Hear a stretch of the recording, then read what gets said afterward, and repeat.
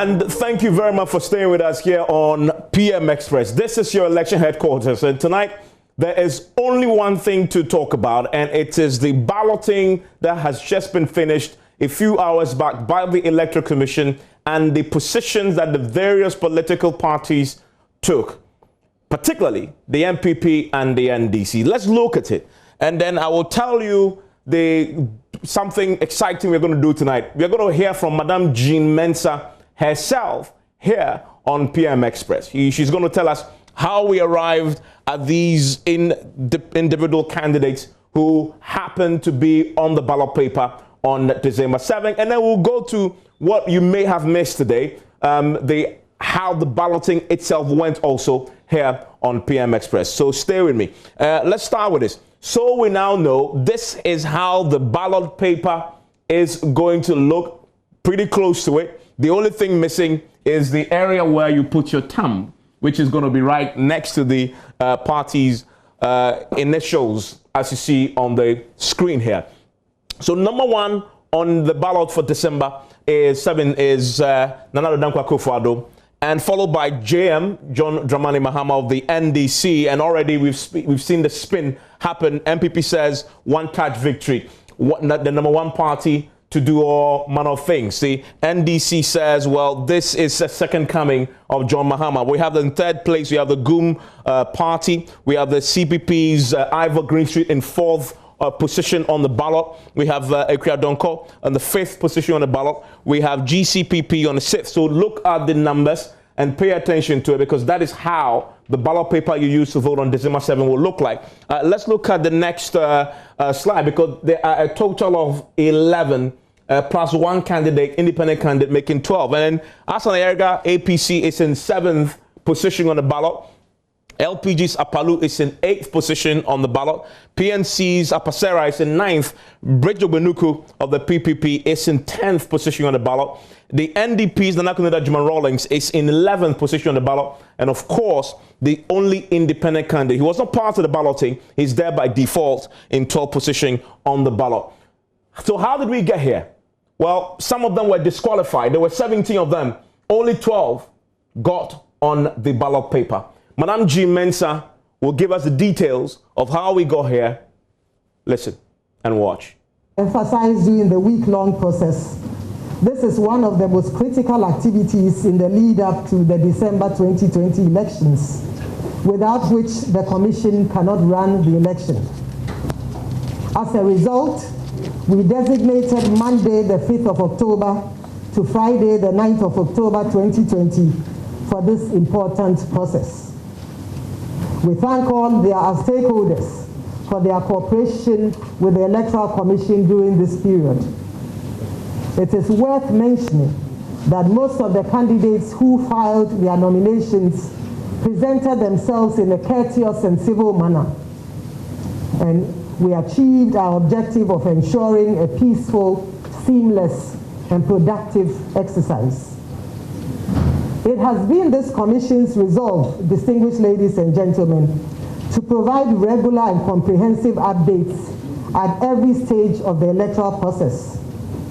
Therefore, having completed the process of receiving, reviewing, and scrutinizing the nomination forms and documents from presidential and aspirants, allow me to update you accordingly. As you may be aware, to enhance and ensure a transparent, credible, fair, peaceful, and yet accountable electoral process and election in December 2020, the Commission continues to develop innovations to ensure that we carry our citizens along in all our processes. This transparency was evident throughout the registration and exhibition exercises, and indeed throughout the week-long nomination process.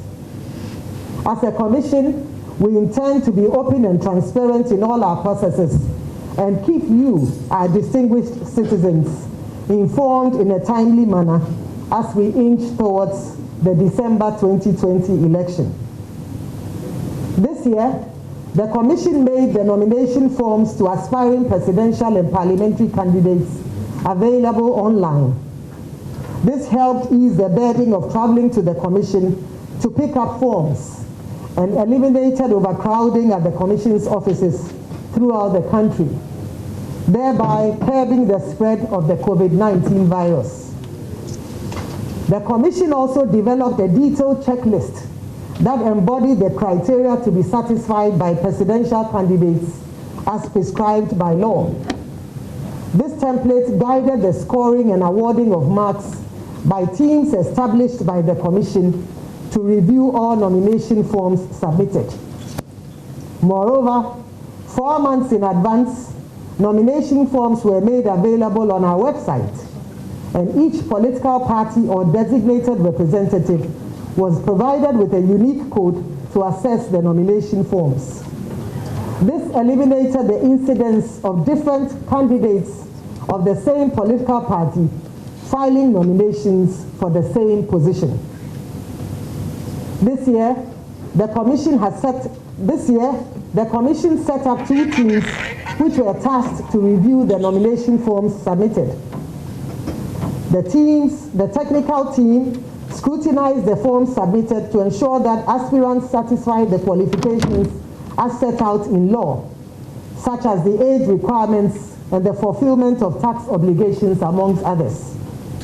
The IT team also reviewed and scrutinized the forms to ensure that the candidates and their supporters were indeed registered voters on our register. We are confident that both teams have been thorough and yet fair in their work.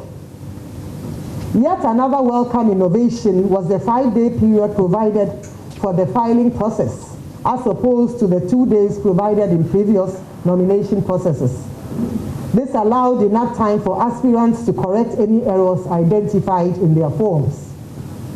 All in all, these innovations helped eliminate the confusion and tension that characterized previous nomination processes. As noted in our last Let the Citizen Know encounter, 17 presidential aspirants filed their nominations to contest the December 7th presidential election. The Commission is happy to note that for the first time in our nation's history, 3 women put themselves up for nomination for the position of presidential candidate. This is a testament to the growth of our democratic space. Now to the reasons why we are here. At the end of a thorough review process, I have the honor to present to you the presidential candidates who have qualified to contest the 2020 presidential election.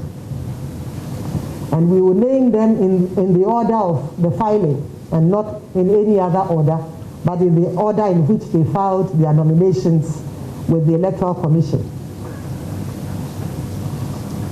Mr. Alfred Kwame Asiedu Walker.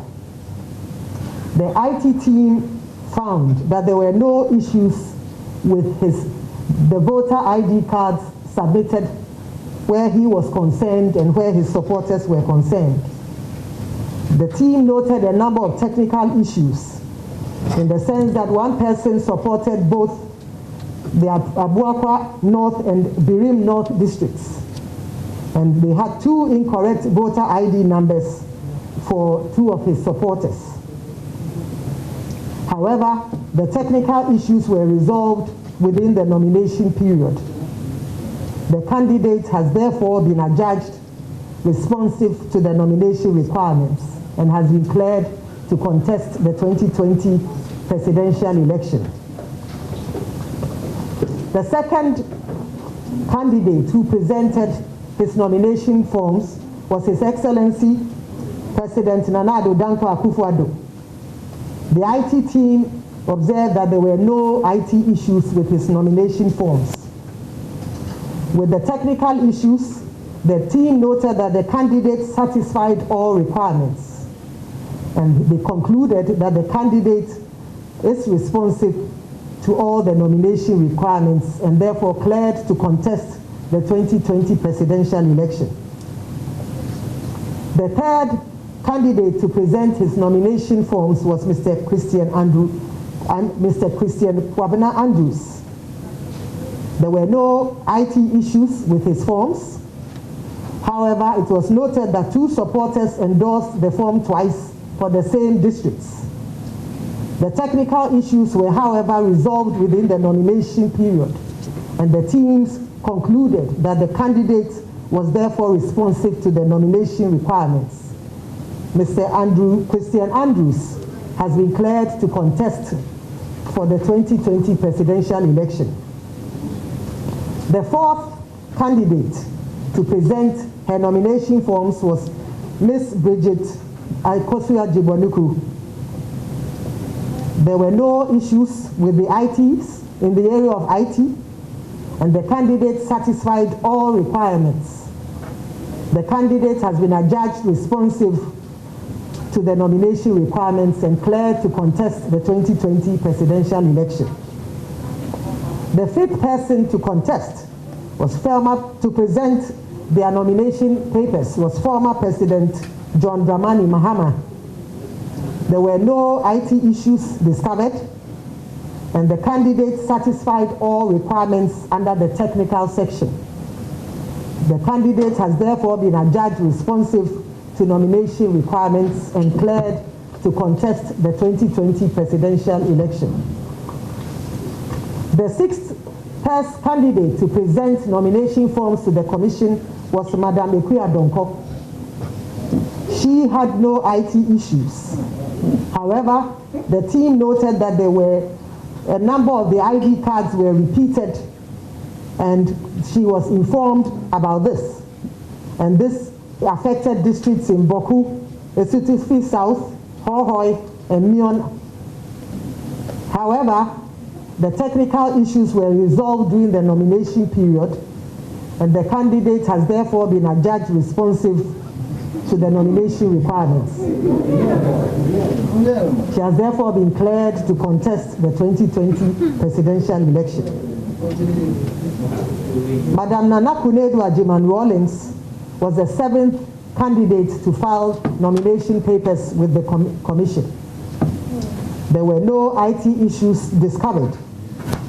However, 4 of the supporters were found not to be registered voters in the district that they signed for. The technical issues were, however, resolved within the nomination period, and the candidate has been adjudged responsive to the nomination requirements and cleared to contest the 2020 presidential election. The 8th candidate to present his nomination forms to the commission was Mr. Kofi Kranting. There were no IT issues with his nomination forms. However, the technical team noticed that 19 persons who had allegedly supported the CPP candidate had also supported Mr. Kofi Kranting. A further check revealed that these persons had not endorsed the candidate. Indeed, the CPP wrote to the commission about the issue, indicating that these persons were executives of their party. The technical team found that the signatures of these 19 persons were fake, and the matter was referred to the CID department of the Ghana Police Service. The CID did confirm that these signatures were fake. The candidate has therefore been disqualified, and the commission would forward this issue to the police for further action. The 9th candidate to file his nomination with the commission was Mr. Hassan Ayarega. The team found that there were no IT issues with his nomination form. The candidate satisfied all technical requirements and has therefore been adjudged responsive to contest the 2020 presidential election. The 10th person to file his nomination forms with the commission was Mr. Ivor Kwabena Greenstreet. There were no IT issues with the candidate's nomination forms. However, 19 of the candidate's supporters also endorsed the candidature of Mr. Kofi Kranting. The CPP has written to the commission about the issue and presented their party's executive photo album to confirm that the said supporters are CPP candidates.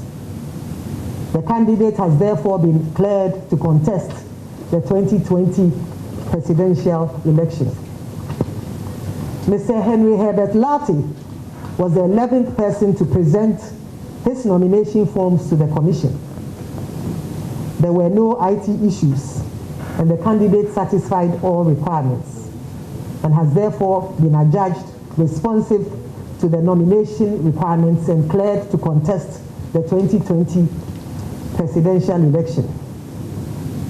Mr. Kofi Gane was the 12th person to file his nominations with the Commission. There were no IT issues. However, the technical team found that a number of the signatures of many supporters followed the same pattern. And the signatures were referred to the CID division of the Ghana Police Service. And the police has confirmed that indeed a good number of the signatures were fake. The candidate has therefore been disqualified and will therefore not contest the 2020 presidential election. Mr. Akwesi Odike was the 13th person to file his nominations with the Commission. There were no IT issues. However, the technical team noticed that the handwritings were similar and the signatures were also similar, and referred the matter to the CID division of the Ghana Police Service. The CID division confirmed that indeed a number of the signatures were fake, and the candidate has therefore been disqualified and will not contest in the 2020 presidential election. Mr. Kwesi Busumbru of the PAP was the 14th person to file his nomination forms with the Commission. There were no IT issues. However, the candidate failed to provide supporters for some districts in the Greater Accra region and had incomplete data for a number of his supporters. Indeed, some of the supporters were not registered voters in the area of authority of the district assembly to which they endorsed his candidature, and there are a good number of them. The technical team also noted that the same persons, although they had endorsed for him on the 4 separate forms, had different signatures. And what this means is that if you look at the forms, there were 4 forms, and so if you have a person called Amasewa, her signature appeared on the 4 forms, his signature as appearing on the 4 forms were different. And this was in the case of Ashanti and Northeast regions. This was referred to the CID division of the Ghana Police Service, and they noted that the signatures were fake. And he has been disqualified from participating and contesting in the 2020 presidential election. The 15th candidate to present his nomination forms to the Commission was Mr. Ajeni Boating. There were no IT issues with his form. However, a good number of the 3 of the persons who supported his candidature have denied endorsing the candidate's nomination, and the Commission has a letter to that effect. The Commission referred the matter to the CID division of the Ghana Police Service, and they confirmed that the signatures were fake. He has therefore been disqualified from contesting the 2020 presidential election. Mr. Kofi Apalu was the 16th person to present his nomination forms to the Commission. There were no IT issues. However, there were a number of technical issues, including the fact that some of the supporting voters were not registered voters in the area of authority of the district assembly. However, the candidate resolved the technical issues within the nomination period and has therefore been cleared to contest the 2020 presidential election. Mr. David Apesara was the 17th candidate to present his nomination forms to the Commission. There were no IT issues. The Commission noticed that some supporting voters were not registered voters in the area of authority of the district assembly for which they endorsed they endorsed his candidature. The candidate, however, resolved the technical issues within the nomination period, and he has been cleared to contest the 2020 presidential election. Distinguished ladies and gentlemen, these are your presidential candidates for the 2020 presidential election.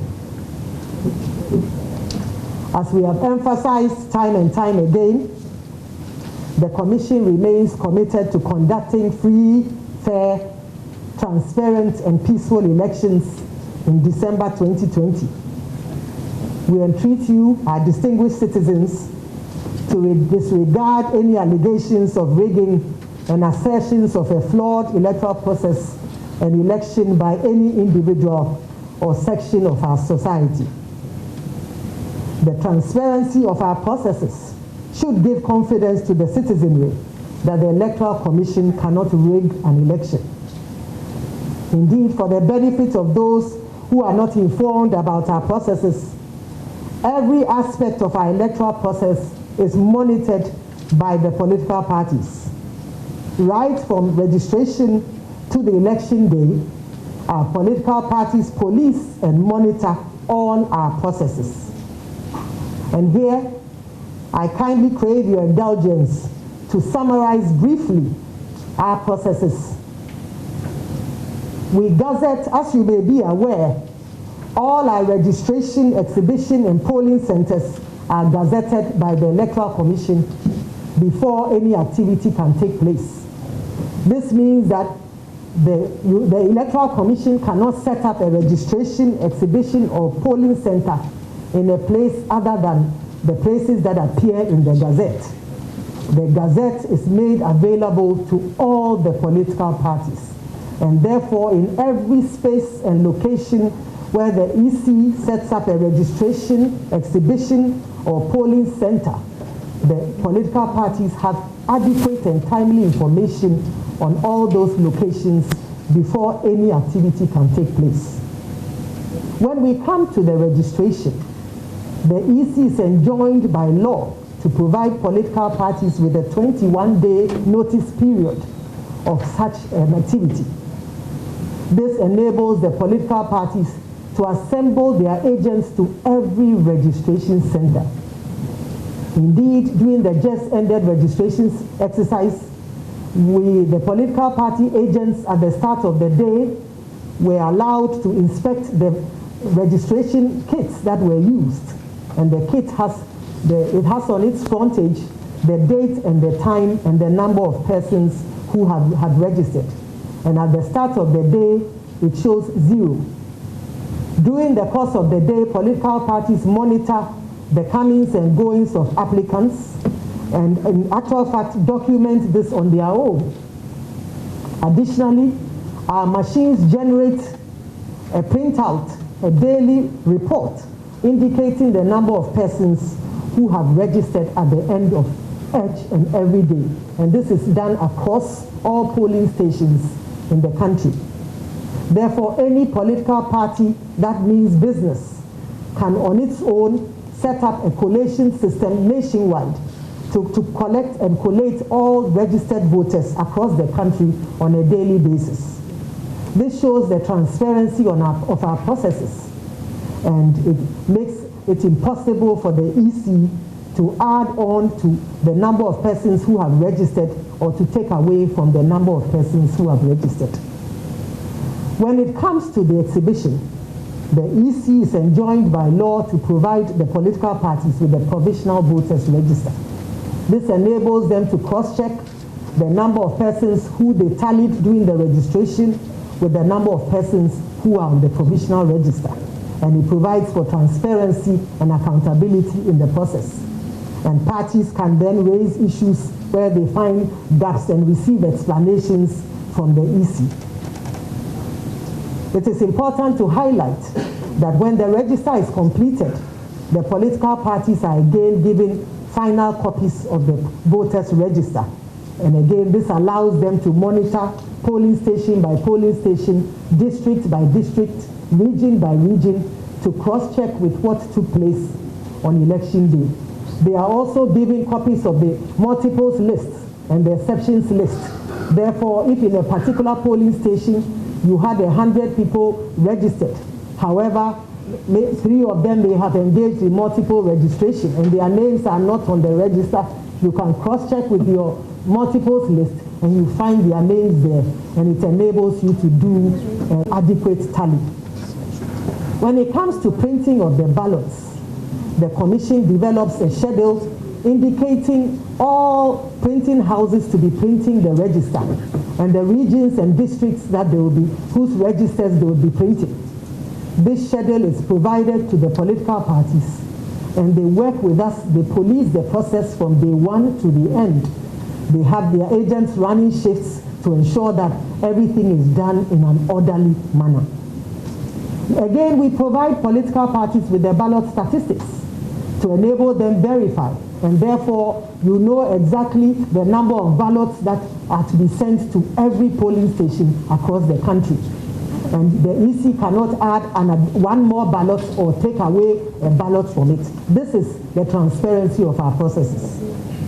The ballots, before they are sent to the police armories, are sealed in the presence of the political parties, and they are provided with a serial number. And so on election day, if they discover that a seal is broken, it raises concern, and parties are free to challenge that. And so you have to seal each ballot before they are sent to the armories, and the seal numbers are provided to the political parties, who in turn send those numbers to their agents at the various districts who are policing the armories.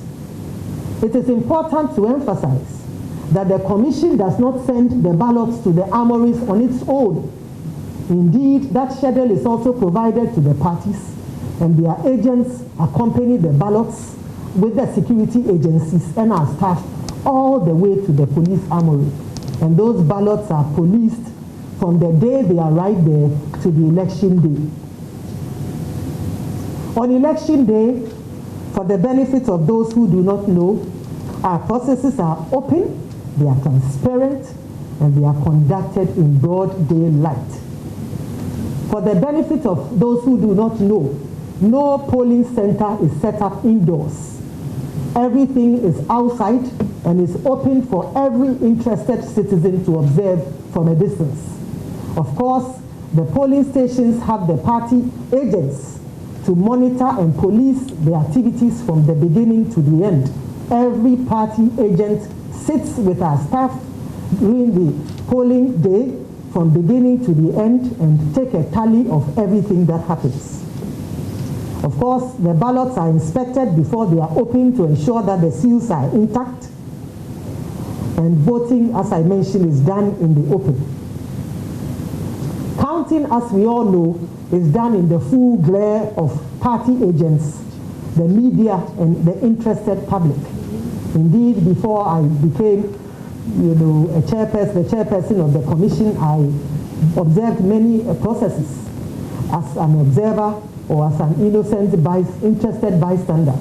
And we all know what happens. The ballots are poured out in the full glare of the general public, and they are opened in the full glare of the general public and displayed. And they call it out, whichever party. They show 1, 2 in the public. So it's not in anybody. The counting is done openly. And is done openly and is heard out. They speak it out for everybody to tabulate. And therefore, any interested bystander can have a record of who won and the results at any and every polling station. Once that is done, the results are then documented on the pink sheets and signed by the party agents. These results are then posted at the polling station, and every single Ghanaian can go there, and with a snap of their telephones, they can take a picture of it. It is only after this that the results are sent to the Commission. And by the Commission, I mean the regional offices. The parties are there as well, and they do their tallying, and it is then sent to the National Collation Center. At the National Collation Center, we also have the parties here.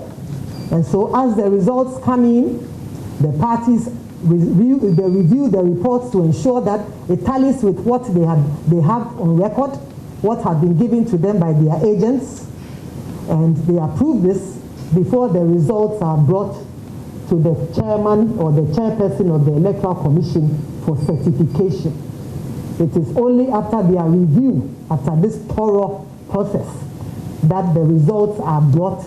And for those of you who have observed many processes, you know that when the results are trickling in from the regions, we have party agents there who review the results to cross-check and to make sure that indeed this is what happened on the field.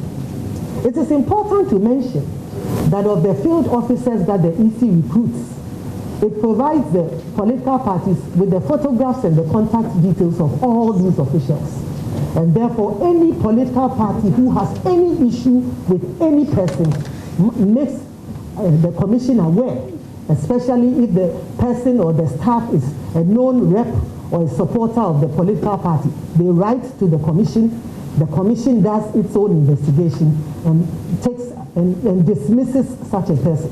This is the transparency of our process, and therefore the EC can never rig an election. The processes are transparent, they are credible, they are tight, and they are accountable. And we cannot for any reason have a flawed election with this kind of process that has been hailed globally. I think even in advanced democracies, this transparency does not exist. Herein lies the transparency and openness of our process, making it difficult for anybody to rig an election or for any process to be flawed. Can anybody here or can anybody in the public tell us at which point of this transparent process the EC can rig the election? We use this platform to call on all political parties and stakeholders who have genuine concerns with the processes outlined to raise them in the full glare of the public. Once we as a commission are informed about the weaknesses and gaps in the processes outlined, we will take immediate steps to address these gaps, close and seal the gaps, and report same to the public in an open, transparent, and accountable manner. Until then, we entreat the naysayers to cease their onslaught of trying to discredit a thorough and credible process, and their onslaught of trying to discredit a commission that has been open and transparent and accountable to the people that it serves, that is the good people of this country. If for nothing at all, the current commission has opened up all its processes to the public and removed the cloaks of secrecy that shrouded our activities and operations in the past. We have laid bare our processes for all to see. Today, a good number of the total number of persons who registered by district, region, as well as their sexes and ages are known by any interested citizen. This is not a secret. The challenges we encountered during the exhibition exercise were discussed openly by the Commission, solved in a timely manner, and reported upon promptly. Constituencies such as Ashiaman, which had some gaps in data, all have their issues resolved. Indeed, just last week, we opened our doors to enable citizens observe the filing of nominations by aspiring presidential candidates. Through our media partners, we have brought our processes and operations to every home. We have been transparent in our dealings, and we intend to remain so.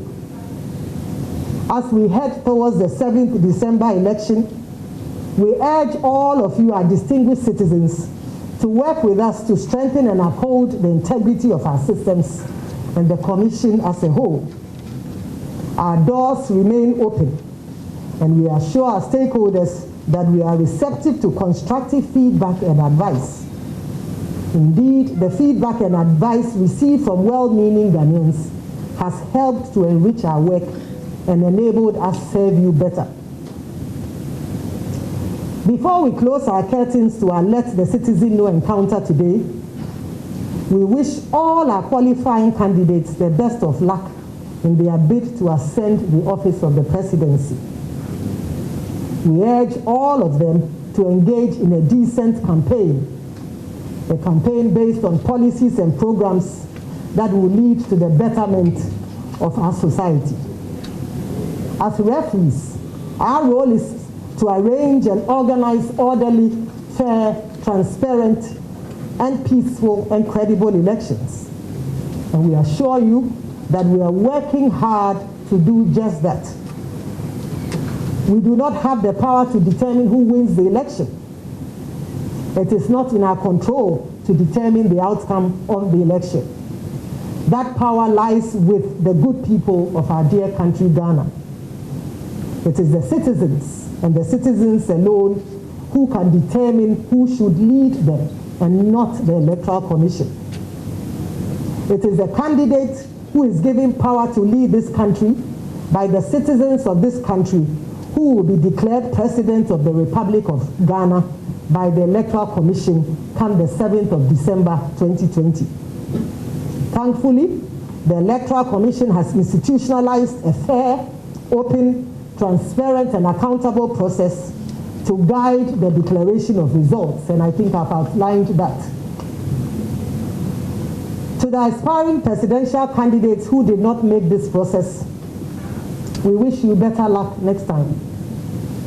Your filing fees of 100,000 cedis will be refunded to you. To you, our distinguished citizens and our friends from the media, we thank you for believing in us and for walking this journey with us. We pledge that we will conduct ourselves in truth and integrity and organize a fair, credible, transparent, peaceful election come 7th December 2020. We will not let you down. On your part, we charge you to uphold and defend the good name of Ghana and her institutions. So help us God. May God bless our homeland Ghana and make our nation great and strong. Let the bells of peace ring from this time and throughout this country, the 16 regions of this country, all across the borders of this country, now and forevermore. Amen. Amen.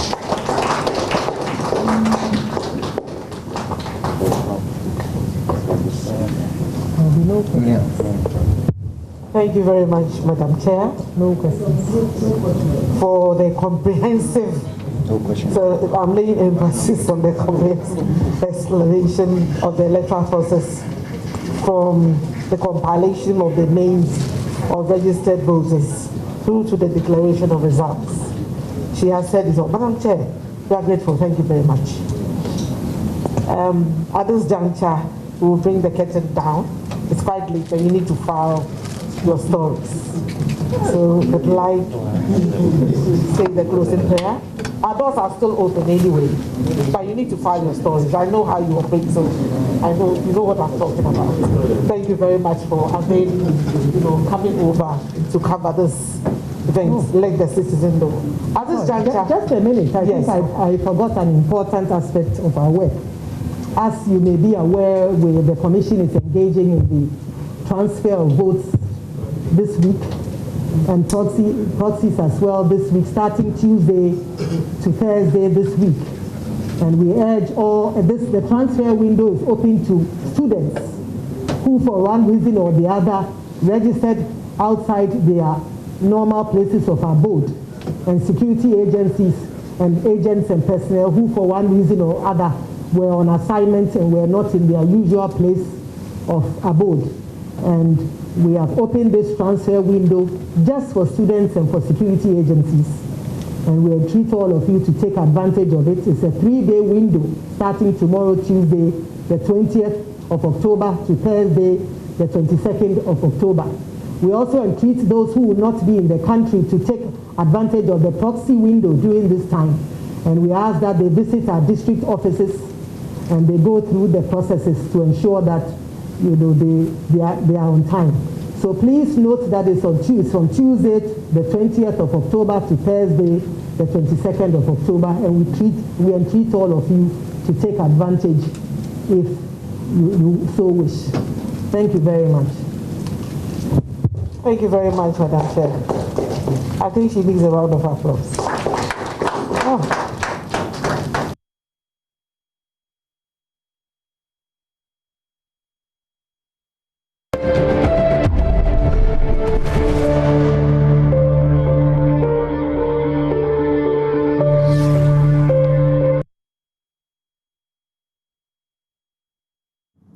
But they don't know that there is God. There is always God.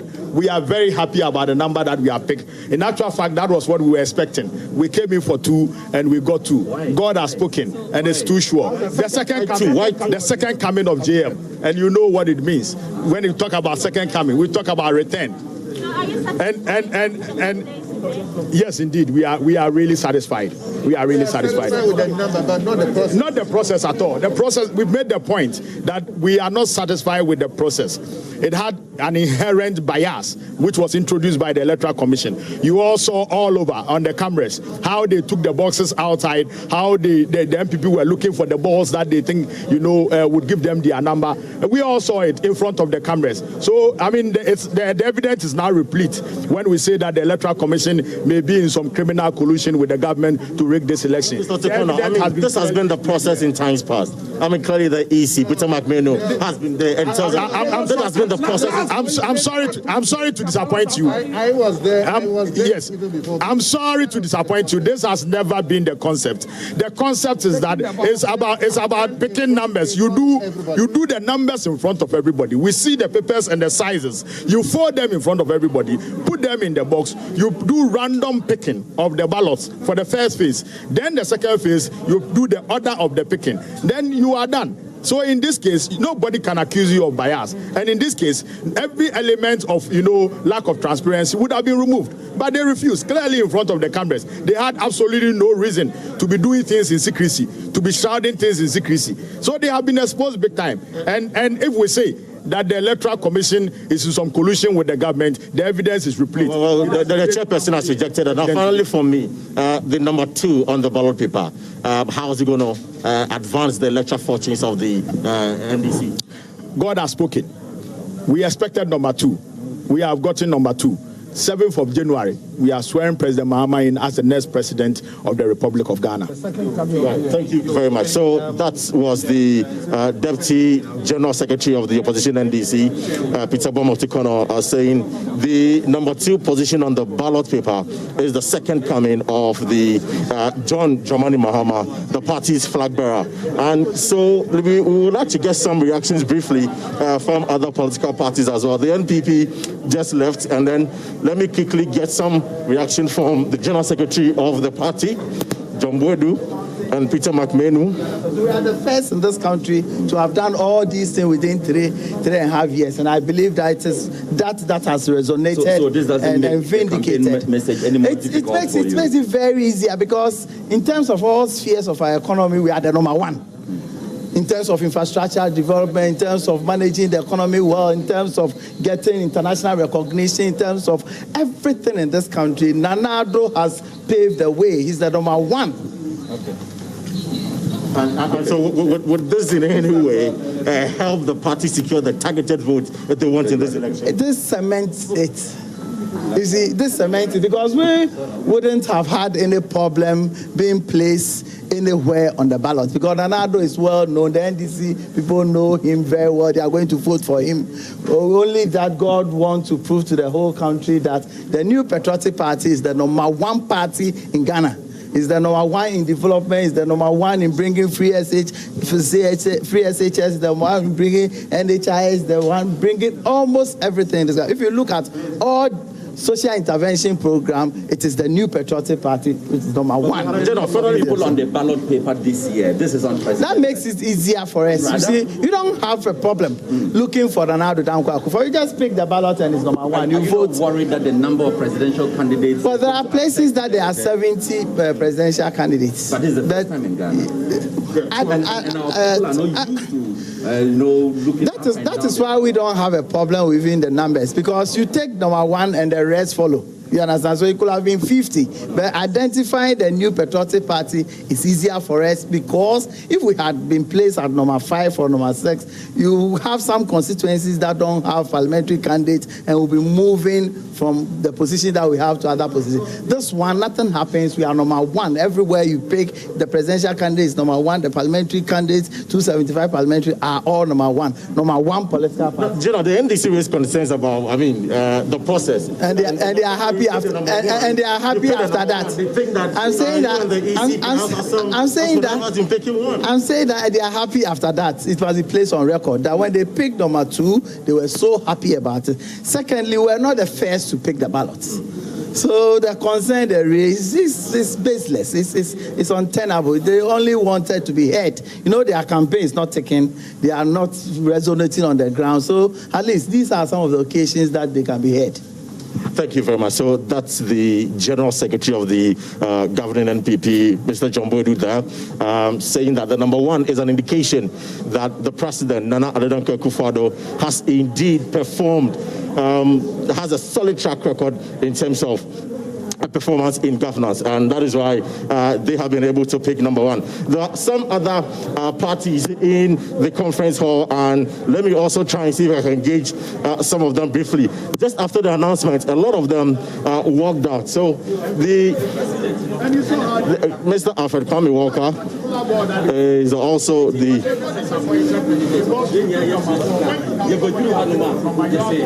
let's speak to the General Secretary of the APC, Mordecai here. Sir, thank you very much. Position on the ballot? Happy? Well, we are so much excited. Thank God every process went on successful, and finally the All People's Congress led by Dr. Hassan Ayarga has been able to pick up 7, and then we are going to be number 7 in the ballot paper. And I think that picking up 7, it's an indication that we are going to be victorious, because the number 7 didn't come just by chance, but it is by the grace of God, because it's an indication in the realms of the prophetical spirit that we are prosperous, we are going to be victorious, and we are very much excited that divinely God orchestrated it that APC should pick 7 on the ballot paper. Monica, you are the General Secretary. In fact, 12 candidates going to be on the ballot paper. You are number 7. Don't you think it's going to affect your vote? People will be struggling to look for your party's candidate, your logo and all of that. Amongst the 12 candidates, isn't that going to be a bit of worry to the party? Regardless of the number of candidates on the ballot paper, this particular election, it's a divine orchestration by God to nominate one person to save the nation, and that is Dr. Hassan Ayarga. So we are not perturbed about the number of people that are on the ballot paper, but 7, like I said, it's a number of perfection, and most definitely God is going to direct these people that needs a change from the MPP and the NDC to vote massively for, the APC come December. The campaign is about policies, not about divine direction. You see, people want to know whether it's about policies or not, it is God that chooses leaders. And then he gave us number 7 on the ballot paper. And come what may, don't forget, the election is coming off on the 7th of December. And then we are number 7. It is not just ordinary. We are going to win. I see. Thank you very much. Yeah, so Mordecai is the General Secretary of the All People's Congress, Dr. Hassan Ayarga's party. Mr. Walker is here. Yes. The only independent presidential candidate in this year's election. Yes. In fact, about 4 independent candidates were attempting to govern this country. He was the only candidate who succeeded and has been approved by the EC. Sir, thank you very much. Thank you. Unfortunately for you, I realize that you're raising some concerns about the balloting process, because automatically, since you don't have a party, you are placed at the bottom after the balloting. What do you make of it? No, it's not really a concern. It's a clear indication that the last slot is the winning slot. If you add 1 and 2, in numerical form, really we get number 12. So number 12 is actually going to sweep the 1 and 2 out of the way. This is what we stand for, and we're going to show it. So number 12 won't affect your chance? No, not at all, not at all. It's the last, but it's a clear sign. It's very easy to find number 12, the last slot on the bottom. So we actually appreciate that. Absolutely. Asieho, the last, but we are going to sweep it. So you're going to use Asieho as your campaign? Listen. Yes, I believe Asieho won before, so certainly it's very much in order. Very much in order. We are going to win it. But were you expecting anything different apart from what happened here in terms of the process? Well, according to the rules of the EC, we are not allowed to participate in the balloting. Therefore, absolutely, we were guaranteed the last slot. So yes, as much as we disagree, we accept that policy. We hope they change.